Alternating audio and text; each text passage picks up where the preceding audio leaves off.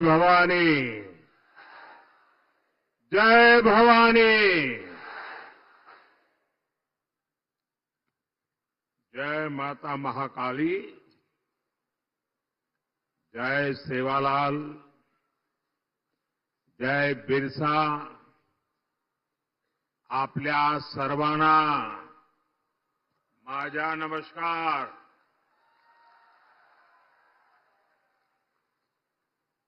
श्री हरि बालाजी महाराज उनकी ये देवस्थानम की पुण्य भूमि, क्रांतिकारियों की, वीरों की ये धरती, मैं चिमूर की इस महान मिट्टी को नमन करता हूं.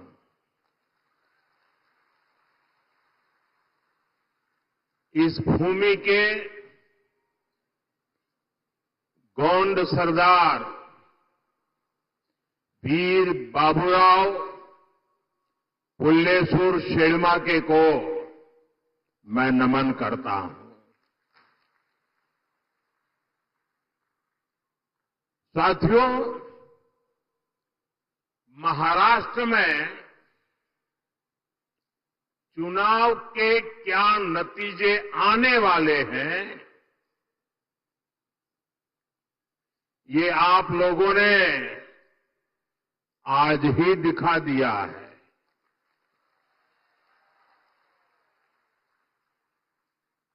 ये जन सैलाब बता रहा है कि महाराष्ट्र में महायुति की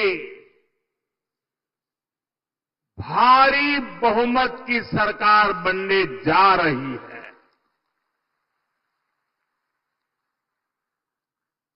चिमूर की जनता ने और पूरे महाराष्ट्र ने ठान लिया है, भाजपा महायुती आहे तर गती आहे, महाराष्ट्राची प्रगती आहे.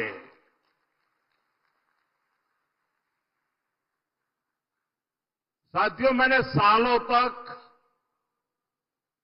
संगठन में कार्यकर्ता के रूप में काम किया है और इस प्रकार का कार्यक्रम ऑर्गेनाइज करने में लोहे के चने चबाने पड़ते हैं, इसका मुझे पूरा अंदाज है.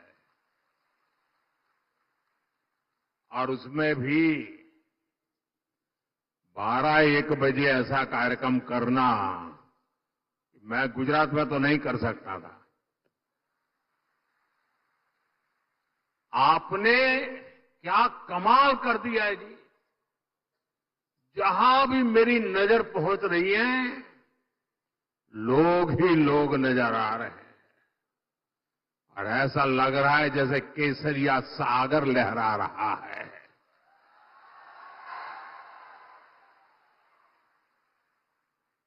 साथियों, मैं आज महाराष्ट्र भाजपा को भी बधाई दूंगा, जिसने बहुत ही शानदार संकल्प पत्र जारी किया है. ये संकल्प पत्र में लाड़की बहनों के लिए, हमारे किसान भाई बहनों के लिए,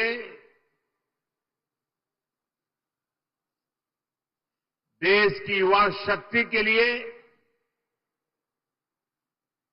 महाराष्ट्र के विकास के लिए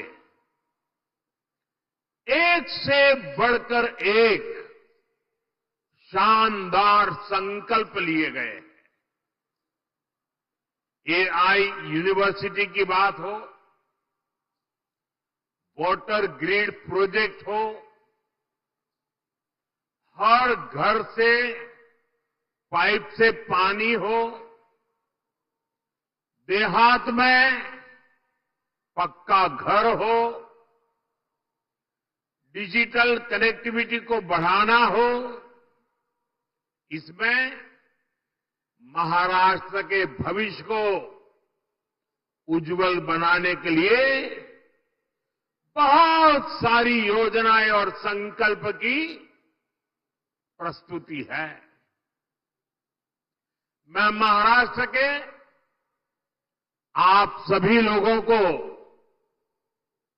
इस संकल्प पत्र के लिए बहुत बहुत बधाई देता हूं। ये संकल्प पत्र अगले 5 साल के लिए महाराष्ट्र के विकास की गारंटी बनेगा। साथियों, महायुति के साथ साथ केंद्र में एनडीए की सरकार यानी महाराष्ट्र में डबल इंजन की सरकार यानी विकास की डबल रफ्तार। महाराष्ट्र के लोगों ने पिछले 2.5 वर्षों में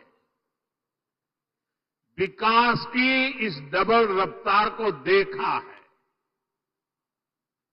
आज महाराष्ट्र देश का वो राज्य है जहां सबसे ज्यादा विदेशी निवेश हो रहा है। फॉरेन डायरेक्ट इन्वेस्टमेंट, यहां नए एयरपोर्ट बन रहे हैं, नए एक्सप्रेस वेज बन रहे हैं। आज महाराष्ट्र में करीब 1 दर्जन वंदे भारत ट्रेनें चल रही है। राज्य के 100 से ज्यादा स्टेशनों का कायाकल्प किया जा रहा है। राज्य में कई रेल मार्गों का विस्तार हो रहा है। साथियों, महायुति की सरकार किस स्पीड से काम करती है और ये अगाड़ी वालों की जमात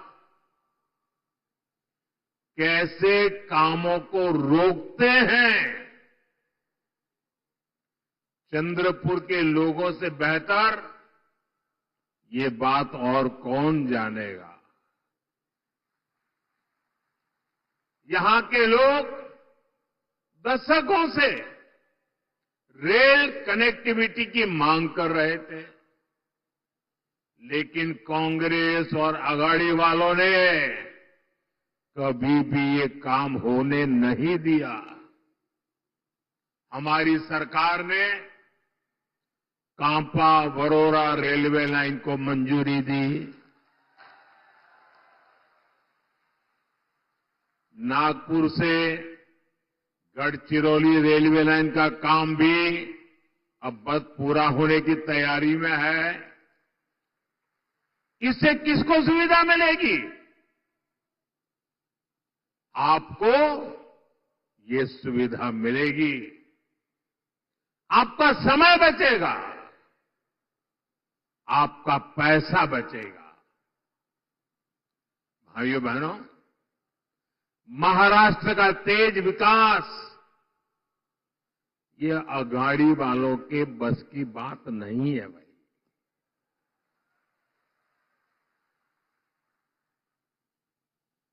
अगाड़ी वालों ने केवल विकास पर ब्रेक लगाने में पीएचडी कर दी है। कामों को अटकाना, लटकाना और भटकाना, ये कांग्रेस वाले तो इसमें डबल पीएचडी है, एक्सपर्ट है।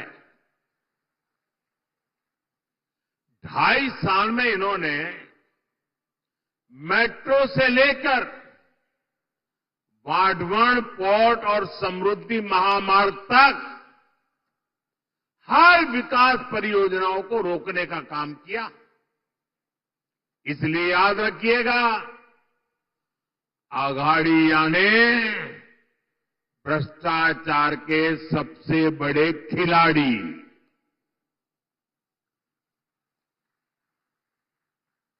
ये आघाड़ी यानी खिलाड़ी। आप इन्हें दोबारा लूट का लाइसेंस मिलने देंगे क्या? जरा पूरी ताकत से बताइए, मिलने देंगे क्या? लूट करने देंगे क्या? खजाना भरने देंगे क्या? साथियों, मैं आपसे पूछना चाहता हूं, जरा पूरी ताकत से जवाब दीजिए। आप महाराष्ट्र की प्रगति पर ब्रेक लगने देंगे क्या? साथियों, कांग्रेस और उसके साथी दल हिंसा और अलगाववाद पर राजनीतिक रोटियां सेकते हैं। अभी कुछ ही दिन पहले जम्मू कश्मीर की विधानसभा में क्या हुआ, पूरे देश ने देखा है। आपने भी टीवी में देखा होगा, अखबारों में पढ़ा होगा, सोशल मीडिया में आया होगा। ये हमारा जम्मू एंड कश्मीर दशकों तक अलगाववाद और आतंकवाद में जलता रहा। महाराष्ट्र के मेरे कितने ही वीर जवान मातृभूमि की रक्षा करते करते जम्मू कश्मीर की धरती पर शहीद हो गए। और ये हालत बनी कैसे? ये पाप पनपा कैसे?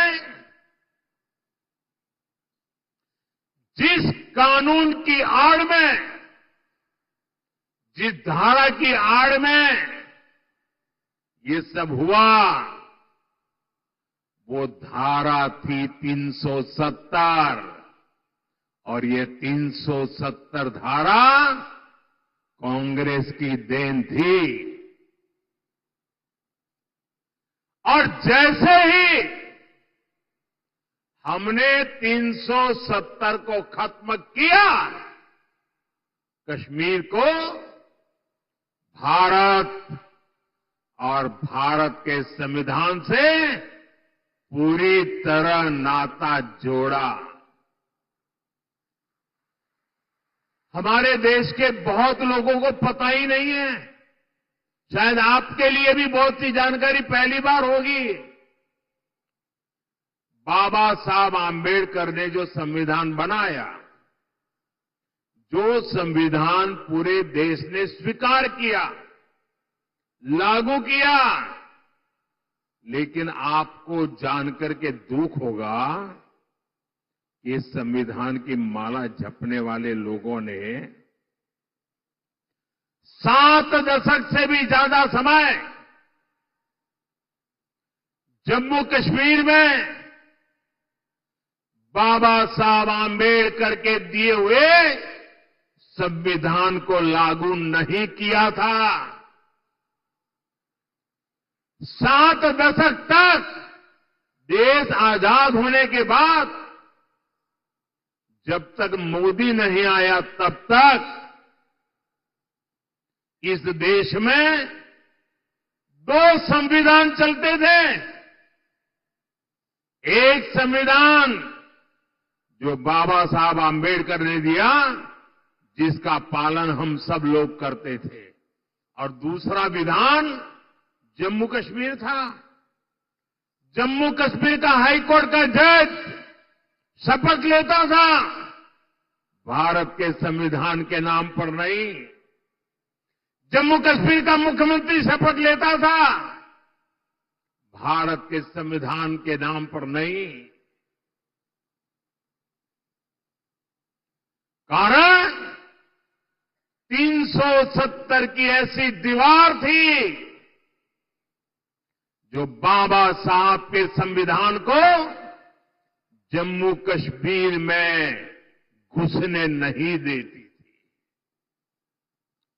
ये मोदी को आपने आशीर्वाद दिया और 370 को हमेशा हमेशा के लिए हमने जमीन में गाड़ दिया दोस्तों। लेकिन कांग्रेस वालों को, उनके साथियों को ये बात पच नहीं रही है और इसलिए कांग्रेस और उसके साथी कश्मीर में फिर से धारा 370 वापस लाकर के लागू करने का प्रस्ताव सदन में लाए हैं, सदन में पास करवा रहे हैं। जरा कांग्रेस वालों को पूछिए, उनके साथियों को पूछिए कि जो धारा 370 खत्म हो गई, जिस जम्मू कश्मीर में भारत का संविधान पैर नहीं रख सकता था, उस जम्मू कश्मीर में भारत का संविधान पहुंचा। क्या आप फिर से इसको रोक लोगे? ये लोग वो काम कर रहे हैं जो काम पाकिस्तान चाहता है।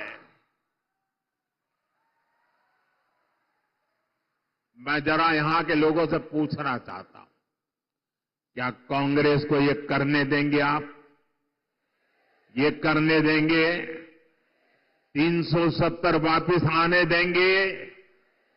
जम्मू कश्मीर को हमसे दूर रखने देंगे? उनके और उनके साथियों को सजा देंगे? साथियों, हमारे चंद्रपुर के इस क्षेत्र ने भी दशकों तक नक्सलवाद की आग को झेला है। इस क्षेत्र ने क्या कुछ नहीं सहा। नक्सलवाद के कुचक्र में कितने ही युवाओं का जीवन बर्बाद हो गया। हिंसा का खूनी खेल चलता रहा। औद्योगिक संभावनाओं ने यहां दम तोड़ दिया। कांग्रेस उसके साथियों ने आपको सिर्फ और सिर्फ खूनी खेल दिए हैं। ये हमारी सरकार है जिसने नक्सलवाद पर लगाम लगाई है। आज ये पूरा क्षेत्र खुल करके सांस ले पा रहा है। अब चिमूर और गढ़चिरौली के क्षेत्र में नए अवसर बन रहे हैं। इस क्षेत्र में नक्सलवाद फिर से ना हावी हो जाए, इसके लिए आपको कांग्रेस और उसके साथियों को यहां फटकने भी नहीं देना है। मेरी बात मानोगे ना? जरा जोर से बताइए, मानोगे ना? साथियों, बीजेपी और महायुति सरकार हमारा जो सबका साथ सबका विकास का मंत्र है, उसी को लेकर के हम काम कर रहे हैं। मैं गरीब के जीवन की मुश्किलों को समझता हूं, इसलिए आपका जीवन आसान बनाने के लिए दिन रात काम करता हूं। हमारी सरकार में करोड़ों गरीबों को पीएम आवास मिले। हमारी सरकार में करोड़ों गरीबों को मुफ्त इलाज की गारंटी मिली। नई सरकार बनते ही हमने आयुष्मान योजना का लाभ 70 वर्ष से अधिक उम्र के सभी बुजुर्गों को भी दे दिया। हमने गांव-गांव सड़क पहुंचाई, बिजली पहुंचाई, करोड़ों परिवारों को जल जीवन मिशन के तहत पानी का कनेक्शन मिला। अकेले चिमूर में ही 16 लाख परिवारों को मुफ्त राशन मिल रहा है, ताकि गरीब के घर का चूल्हा जलता रहे। गरीब कल्याण की योजनाओं का सबसे ज्यादा लाभ हमारे वंचित समाज को हुआ है। दलित हो, पीड़ित हो, शोषित हो, आदिवासी हो, ओबीसी हो, उनको मिला। और ऐसे ही प्रयासों से पिछले 10 साल में 25 करोड़ लोग गरीबी से बाहर निकले हैं। महायुति की सरकार इस क्षेत्र में भी गरीबों को मजबूत करने के लिए, उन्हें नए अवसर देने के लिए काम करेगी। साथियों, हमें महाराष्ट्र को समृद्ध बनाने के लिए हमारे किसानों को समृद्ध बनाना है। आज यहां किसानों को पीएम किसान सम्मान निधि का फायदा मिल रहा है। महायुति सरकार साथ में नमो शेतकरी योजना का डबल फायदा भी दे रही है। चंद्रपुर जिले में और इस क्षेत्र में धान की पैदावार भी होती है। आणि तुमच्या चिन्नोरची चव किती मधुर असते। आप सभी को महाराष्ट्र भाजपा की घोषणाएं बहुत मदद करने वाली है। साथियों, हमारी सरकार सोयाबीन किसानों को संकट से उबारने के लिए भी आर्थिक सहायता दे रही है। सोयाबीन किसानों को अलग से 5,000 रुपये दिए जा रहे हैं। महायुति की सरकार ने सोयाबीन का न्यूनतम समर्थन मूल्य 6,000 प्रति क्विंटल करने का भी वायदा किया है। हमने प्याज निर्यात शुल्क को भी कम किया है, ताकि हमारे किसान भाइयों की आय बढ़े। भाइयों और बहनों, महाराष्ट्र में किसानों का कांग्रेस और अगाड़ी की सरकार ने बहुत नुकसान किया है। आपको याद है, अपने शासन में इन्होंने जलयुक्त शिवार योजना को रोक दिया था। महायुति सरकार ने यह काम फिर से शुरू किया। बीते वर्षों में नीलवंडे बांध और कैनाल के काम पूरे हुए हैं। विशाल गोसीखुर्द प्रोजेक्ट भी अब पूरा होने जा रहा है। साथियों, चंद्रपुर के तो बैम्बू दुनिया भर में मशहूर है। ये हमारी सरकार है जिसने बैम्बू से जुड़े अंग्रेजों के जमाने के पुराने नियमों को बदला, कानूनों को बदला, जिसके लिए आपके लिए बैम्बू की खेती आसान हो जाए। गढ़चिरौली और चंद्रपुर में बांस शिल्पकारों की स्किल ट्रेनिंग पर भी हमारी सरकार जोर दे रही है। साथियों, मैं आपको कांग्रेस और उसके साथियों की एक बड़ी साजिश से भी सावधान कर रहा हूं। हमारे देश में आदिवासी समाज की जनसंख्या करीब करीब 10% के आसपास है। कांग्रेस अब आदिवासी समाज को जातियों में बांटकर, टुकड़े टुकड़े करके कमजोर करना चाहती है। यहां चिमूर चंद्रपुर में भी बड़ी संख्या में मेरे आदिवासी भाई बहन रहते हैं। कांग्रेस चाहती है कि हमारे आदिवासी भाई एसटी के रूप में उनकी पहचान खो दें, आदिवासी के रूप में उनकी पहचान खो दें, उनकी ताकत से उनकी जो पहचान बनी है वो बिखर जाए। सारे आदिवासी समाज की छोटी छोटी जातियां अपने आप को एसटी के नाते भूल जाए, आदिवासी के नाते भूल जाए, सिर्फ जाति के रूप में याद रखें और आपस में लड़ें, आपकी एकता टूट जाए। ये कांग्रेस का खतरनाक खेल है। कांग्रेस गौंड समाज को राजगौंड से लड़वाना चाहती है, अरग समाज को प्रधान समाज से लड़वाना चाहती है, कांग्रेस पठारी को सरोटी से, हलवा को हलबी से, कोलम को मन्नेर बारलू से लड़वाना चाहती है।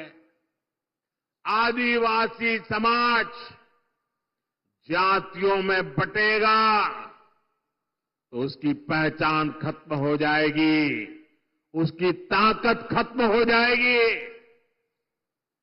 विदेश में जाकर कांग्रेस के शहजादे खुद ये ऐलान कर चुके हैं।